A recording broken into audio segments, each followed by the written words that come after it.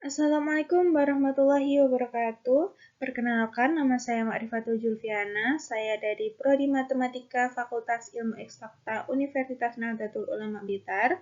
Di sini saya akan menjelaskan tentang tugas akhir saya, yaitu mata kuliah analisis regresi tentang faktor-faktor yang mempengaruhi jumlah penderita DBD di Provinsi Jawa Timur dengan menggunakan regresi Poisson inverse Gaussian. Yang pertama yaitu latar belakang. Penyakit DBD yaitu suatu penyakit yang ditimbulkan dari virus dengue dan disebarkan oleh nyamuk Aedes aegypti lewat gigitannya dan telah terinfeksi oleh virus dengue tersebut.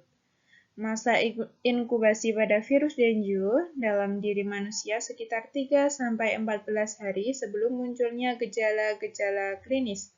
Sedangkan virus dengue pada tubuh nyamuk berkisar 8-10 hari. Lingkungan dan perbuatan masyarakat sangat berpengaruh terhadap penyakit ini dan dapat menyebabkan suatu kejadian luar biasa atau KLB. Kasus DBD mengalami peningkatan di tahun 2017 sampai 2019 dari 6.084 menjadi 16.033. Dengan demikian, hampir semua kabupaten mengalami peningkatan kasus DBD. Maka dari itu, masyarakat dihimbau untuk berhati-hati dengan penyakit DBD di sekitar lingkungannya, karena itu sangat penting dalam mencegah tingginya angka kasus DBD di Provinsi Jawa Timur. Oleh karena itu, kasus DBD ini sangat menarik untuk diteliti lebih lanjut untuk mengetahui faktor-faktor yang mempengaruhi jumlah penderita DBD di Provinsi Jawa Timur. Rumusan masalah 1. Bagaimana bentuk model regresi Poisson inverse Gaussian dengan kasus jumlah penderita DBD di Provinsi Jawa Timur? Yang kedua, apa sajakah faktor-faktor yang paling berpengaruh pada jumlah penderita DBD di Provinsi Jawa Timur dengan regresi Poisson inverse Gaussian? Untuk tujuan 1. Menentukan bagaimana bentuk model jumlah penderita DBD di Provinsi Jawa Timur dengan regresi Poisson inverse Gaussian. Yang kedua, menentukan faktor apa saja yang paling berpengaruh pada jumlah penderita DBD di Provinsi Jawa Timur dengan menggunakan regresi Poisson inverse Gaussian. Manfaat penelitian. 1. Bagi mahasiswa, meningkatkan wawasan dalam ilmu bidang statistik. Yang kedua, sebagai penerapan ilmu dari mata kuliah yang telah dipelajari selama perkuliahan, meningkatkan dan menumbuhkan semangat kerja. Manfaat kedua bagi prodi yaitu dapat menjadi tolak ukur pencapaian kinerja program studi, khususnya untuk mengevaluasi penerimaan hasil pembelajaran oleh dunia kerja, membangun kerjasama yang baik antara lingkungan akademis dengan lingkungan kerja. Yang ketiga, bagi instansi, hasil pengkajian dan analisa yang dilakukan dapat menjadi bahan masukan bagi instansi untuk menentukan kebijakan dan di masa yang akan datang. Mengetahui metode-metode baru regresi dan dapat diaplikasikan pada instansi tersebut.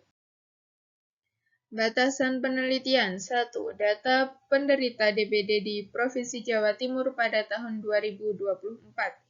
Yang kedua, data merupakan data sekunder yang diperoleh dari website resmi BPS Provinsi Jawa Timur.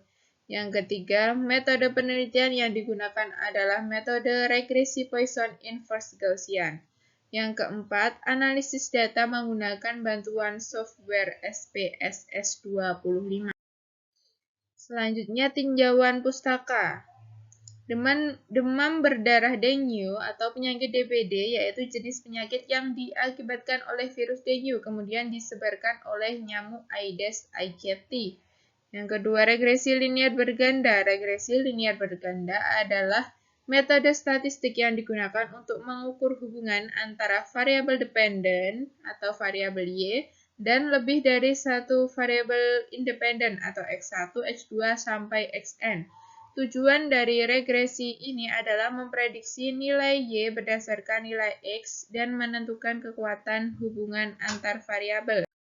Selanjutnya, implementasi. Ada uji multikolineritas. regresi Poisson, uji overdispersi, uji signifikansi, dan AIC atau Archaic Information Criteria. Selanjutnya, metode kegiatan. Jenis dan sumber data penelitian ini merupakan penelitian kuantitatif menggunakan metode Poisson inverse Gaussian, faktor-faktor yang mempengaruhi penderita DBD dengan data dari BPS Jawa Timur. Dokumen publikasi dengan nama Provinsi Jawa Timur dalam angka 2024. Instrumen penelitian. Dalam penelitian ini, selain menggunakan data sebagai bahan penelitian, juga diperlukan komponen pendukung sebagai bahan pendukung berlangsung suatu penelitian. Komponen pendukung dalam penelitian ini adalah software SPSS 25.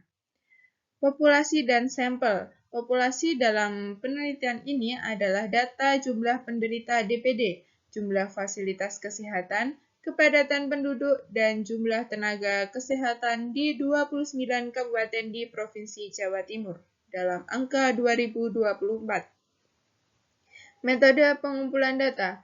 Data yang digunakan dalam penelitian ini merupakan data sekunder yang diperoleh dari BPS Jawa Timur dengan nama Jawa Timur dalam angka 2024 melalui website resmi https://jatimbbs.go.id dengan sumber data sudah berbentuk dokumen. Untuk data penelitian dapat dilihat dalam tabel tersebut. Variabel terikat atau dependen dalam penelitian ini adalah jumlah kasus DBD atau variabel Y, dan untuk variabel bebas atau independen yang digunakan adalah yang pertama yaitu jumlah sarana kesehatan atau X1, merupakan jumlah sarana kesehatan berupa rumah sakit, poliklinik, dan puskesmas di setiap kabupaten di Provinsi Jawa Timur. Yang kedua, kepadatan penduduk atau X2, merupakan kepadatan penduduk per kilometer kuadrat di setiap kabupaten di Provinsi Jawa Timur. Yang ketiga ada jumlah tenaga kesehatan atau X3, merupakan jumlah tenaga kesehatan yang meliputi dokter dan bidan di setiap kabupaten di Provinsi Jawa Timur. Selanjutnya hasil penelitian. Yang pertama yaitu analisis statistik deskriptif untuk jumlah penderita DPD nilai minimum 71, maksimum 475 dan mean 193,10. Untuk jumlah sarana kesehatan minimum 32, maksimum 174 dan mean 77,83. Kepadatan penduduk minimum 297, maksimum 3.298 dan mean 900,28. Untuk jumlah tenaga kerja minimum 606, maksimum 3.229 dan mean 1.470,62. Yang kedua yaitu analisis korelasi untuk jumlah penderita DPD bernilai 1 ketika jumlah sarana kesehatan 212, kepadatan penduduk 114, jumlah tenaga kerja 326. Jumlah sarana kesehatan bernilai 1 ketika jumlah penderita DPD 212, jumlah kepadatan penduduk 495, dan jumlah tenaga kesehatan 930. Selanjutnya, kepadatan penduduk bernilai 1 apabila jumlah penderita DPD 114,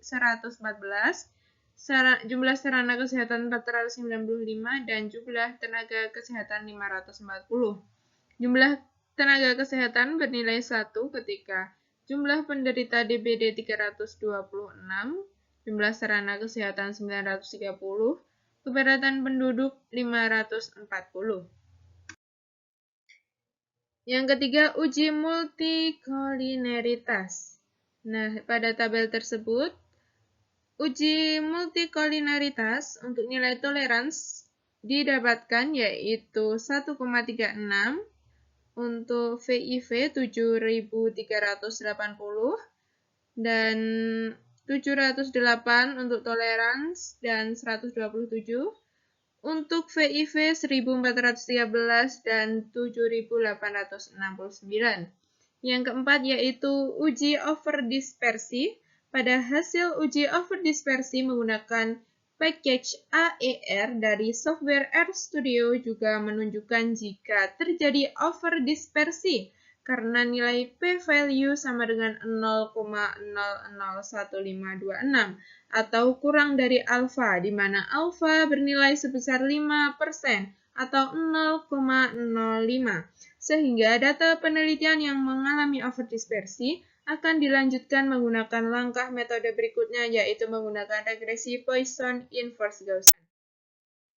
Yang kelima, pemodelan regresi Poisson inverse Gaussian didapatkan oleh nilai mu sama dengan eksponensial beta 0 ditambah beta 1x1 ditambah beta 2x2 ditambah beta 3x3. Untuk model yang kedua, mu sama dengan eksponensial beta 0 ditambah beta 1x1 ditambah beta 3x3.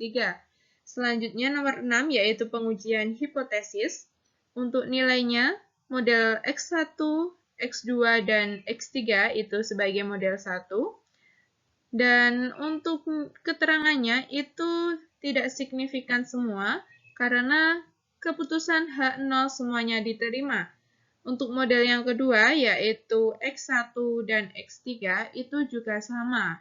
H0-nya diterima semua. Keterangannya itu tidak signifikan. Yang ketujuh, yaitu pemilihan model terbaik. Ada dua model. Yang pertama tadi ada model X1, X2, dan X3, yaitu memperoleh nilai AIC sebesar 343,1853. Yang model yang kedua yaitu X1 dan X2 bernilai 341,3291. Pada tabel di atas nilai AIC untuk masing-masing model, yaitu nilai terkecil didapatkan pada model 2. Yang terakhir yaitu kesimpulan. 1. Bentuk model regresi Poisson inverse Gaussian untuk jumlah penderita DPD di Jawa Timur tahun 2024 adalah sebagai berikut.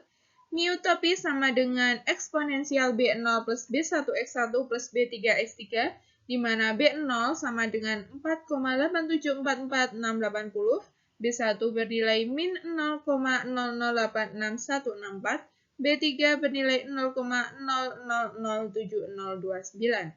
Yang kedua, pada tahun 2024 jumlah penderita DPD di Provinsi Jawa Timur adalah sebanyak 5.600 kasus.